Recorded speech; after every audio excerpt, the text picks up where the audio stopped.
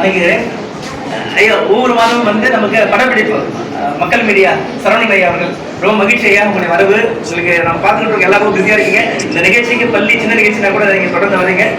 நன்றி உங்களுக்கு. பள்ளி தாளாளர் முதன்மை கூட்டம் மாறி அவருக்கு என்ன நடக்கணும் அப்படின்னா சிறந்த கல்வி கொடுக்கணும், உலகளாவிய கல்வி கொடுக்கணும், பையன் எங்க பார்த்தாலும் கற்றுக்கணும். பீஸ் ப்ரோக்ராம்ல இருந்து நூற்றாண்டு கண்ட பள்ளியில இன்னும் மாணவர்கள் என்ன பண்ணணும் அப்படின்னா புது பொலிப்போடு உலகமெங்கும் திகழ வேண்டும், நல்ல நிலையில் இருக்க வேண்டும்னு நல்ல உறுதி எடுத்துக்கிட்டு எங்களுக்கு எல்லாமே இயல்பா எல்லா நிலையிலும் வழிகாட்டிட்டு இருக்காங்க. ஐயா அவர்களுக்கு நன்றியும் வணக்கமும் சொல்லி நிகழ்ச்சி முறையை அவங்களுக்கு ஒப்படைக்கிறேன். நன்றி. உங்களை பார்த்ததுல எல்லாரையும் பார்த்து ஐயா அவர்களை தலைமை உரை வழங்குமாறு பணியோடு கேட்டுக்கொள்கிறேன். நம்முடைய சிறப்பு விருந்தினர் வெங்கடேசன் என்ற பெரும்பாலோருக்கு தெரியாது. ஏன்னா இந்த கல்வித்துறையில் நிறைய வெங்கடேசன்கள் இருக்காங்க. இருந்தாலும் இவருடைய சிறப்பு கல்வெட்டு ஆராய்ச்சியாளர்.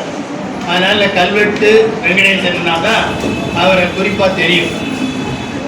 இன்னொரு சிறப்பு இங்கே இந்த பள்ளிக்கு 125வது வருடம் 1921ஆம் ஆண்டு தொடங்கப்பட்ட பள்ளி இது.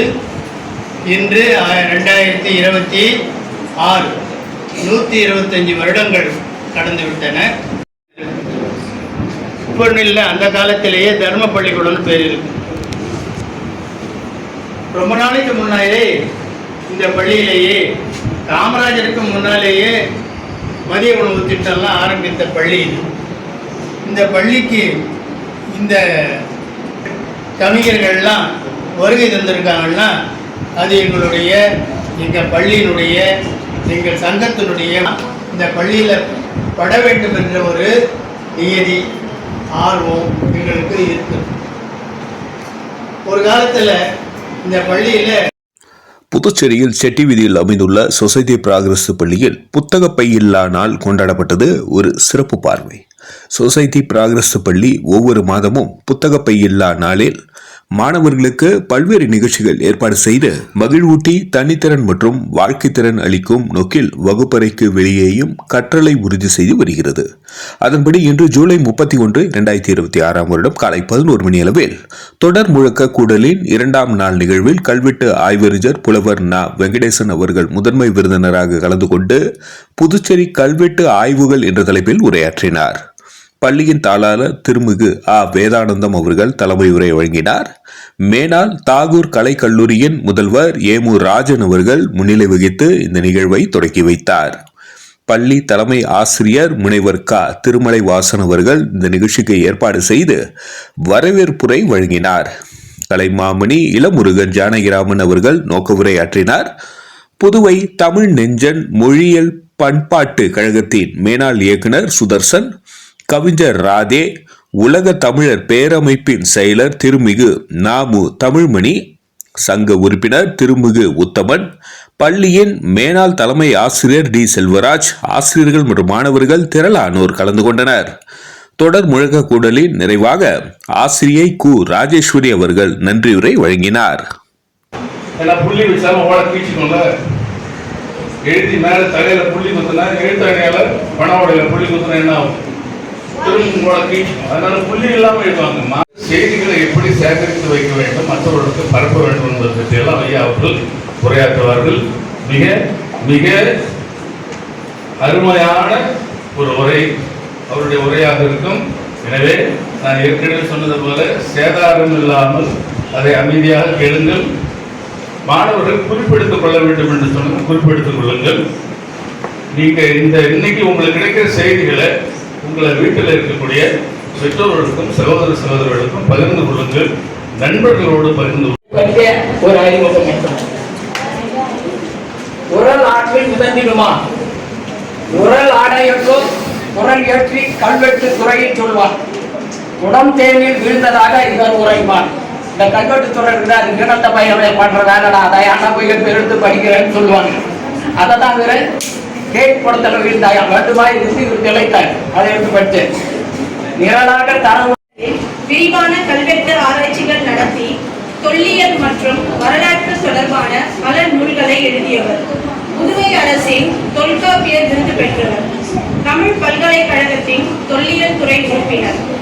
ஐயா அவர்கள் புதுவை மாநிலம் வில்லியனூரில் அக்டோபர் நடராஜன், சுப்புலட்சுமி ஆகியோருக்கு பிறந்தவர். பள்ளி கல்வியை புதுவை வேதபுரீஸ்வரர் வித்யா நிலையத்தில் பெற்றார். தாமோதரன் என்ற தமிழ் ஆசிரியரின் வழிநடத்தலில் புலவர் புதுமுக வகுப்பிற்கு அண்ணாமலை பல்கலைக்கழகத்தில் சேர்ந்து 5 ஆண்டுகள் படித்து தேர்ந்தார். சென்னை மாகாண முதல்வராக இருந்த ஓமந்தூர் ராமசாமி தலைமையில் இயங்கிய வள்ளலார் குருகுலத்தில் தமிழாசிரியராக ஓராண்டு பணிபுரிந்தார். பிறகு சென்னையில் அரசு பள்ளிகளில் 35 ஆண்டுகள் தமிழாசிரியராக பணிபுரிந்தார். 1998ஆம் ஆண்டில் வளவனூர் மேல்நிலை பள்ளியில் பணி நிறைவு செய்தார். ஐயா அவர்களின் கல்வெட்டு ஆராய்ச்சிகள். ஐயா அவர்கள் இதுவரை 26 நூல்களை தமிழில் வெளியிட்டுள்ளார். இவை பெரும்பாலும் கல்வெட்டுகள், தமிழரின் தொன்மை, வரலாற்று சிறப்பை விளக்கும் நூல்களாக அமைந்துள்ளன. இவரது நூல்கள் புதுச்சேரியில் பாகூர், திருவாண்டார்கோயில், மதகடிப்பட்டு ஆகிய ஊர்களில் உள்ள பல்லவர் சோழர் கால கல்வெட்டுகள், கோயில் மற்றும் சிலைகளின் அமைப்பு முறைகள், அதன் தனி சிறப்புகள் பற்றிய நுட்பமான பல தகவல்களை உள்ளடக்கியவை. ஐயா அவர்களின் பணிகள்: தொழிற்புதையல், திருச்சிற்றம்பலம் ஆகிய ஏடுகளில் துணை ஆசிரியராக பணியாற்றுகிறார். புதுவை வரலாற்று சங்கத்தில் தொடக்க காலம் முதல் இணைந்து பணியாற்றி வருகின்றார். தமிழ் பல்கலைக்கழகத்தின் தொல்லியல் கழகத்தில் உறுப்பினர். நடன காசிநாதன் நிறுவிய தமிழக தொன்மையில் ஆய்வு நிறுவனத்தில் உறுப்பினராக உள்ளார். தென்னார்காடு மாவட்ட ஊர் பெயர்கள் குறித்து ஆய்வு செய்து வருகிறார். தமிழக கோயில் வரலாறுகள் பற்றி மக்கள் தொலைக்காட்சியில் 50 பகுதிகளாக தொடர் உரையாற்றினார். சன் தொலைக்காட்சியில் அரிக்கமேடு குறித்த உரையாட்டில் பங்கேற்றினார். புதுவை பல்கலைக்கழகத்தில் வருகை தரும் ஆய்வாளராக பணியேற்று அவர் எழுதிய புதுவை மாநில கல்வெட்டுகளில் அரிய செய்திகள் என்ற நூலை பல்கலைக்கழகம் வெளியிட்டுள்ளது. ஐயா அவர்கள் பற்றிய விருதுகள்: தொல்காப்பிய விருது புதுவை அரசு வரலாற்றில் மதகடிப்பட்டி என்ற நூலுக்காக வழங்கியது. கலைமாமணி விருது 2008ஆம் ஆண்டு புதுவை அரசால் வழங்கப்பட்டது. கல்வெட்டு கலைமணி காரைக்கால் பாரதியார் கழகம் கல்வெட்டுகளில் காரைக்கால் பகுதி நூலுக்காக வழங்கியது. இத்தகைய சிறப்பு வாய்ந்த நமது சிறப்பு விருந்தினர், பன்னோக்கில் பயணிக்கும் முனைப்பு பேச்சாளர், கல்வெட்டு ஆய்வறிஞர் புலவர் நா. வெங்கடேசன் ஐயா அவர்களை தங்களது மேலான கருத்துக்களையும் அனுபவங்களையும் எங்களுடன் பகிர்ந்து கொள்ள அன்போடு அழைக்கிறோம்.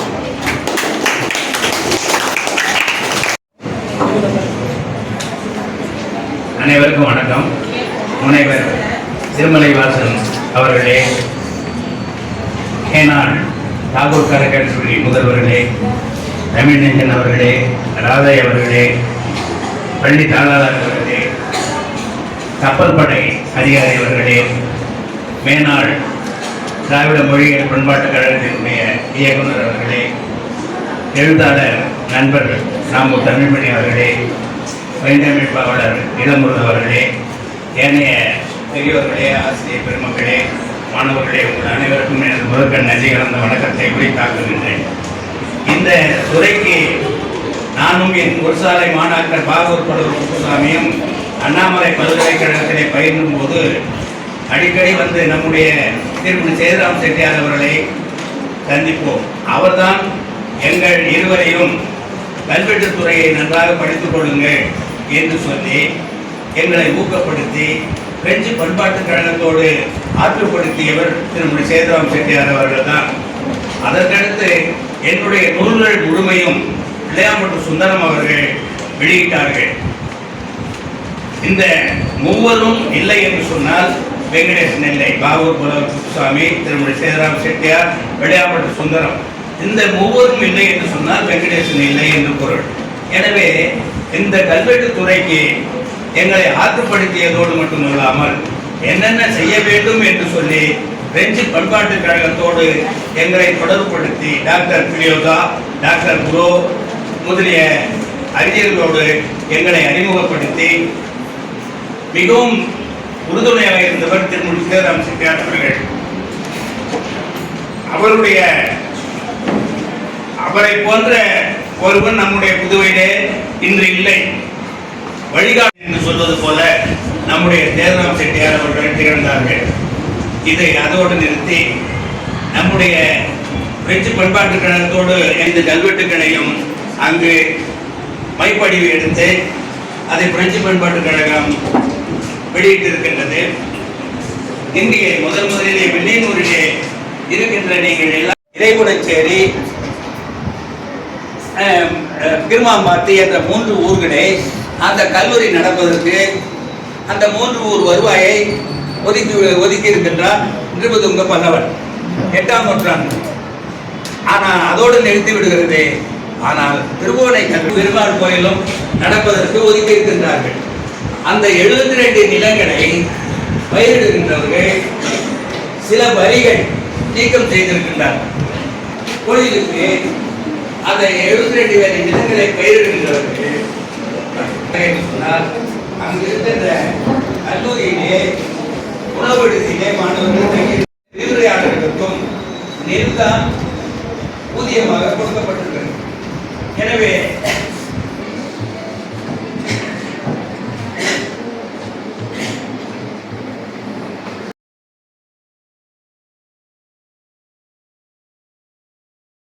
தொடர்ந்து தன்னம்பிக்கை பொம்மலாட்ட கலைக்குழு திருமிகு தே எலிசபெத் ராணி அவர்களின் பொம்மலாட்டம் நிகழ்ச்சி, தேசிய மாணவர் படையின் இணை அதிகாரி முனைவர் எஸ் சீனிவாசன் அவர்களின் வாழ்க்கை திறன் பயிற்சி, டெங்கு விழிப்புணர்வு ஓவிய போட்டி மற்றும் தொடர் முழக்கக்குடல் என பல்வேறு மாணவ நல நிகழ்ச்சிகள் சிறப்பாக நடைபெற்றது.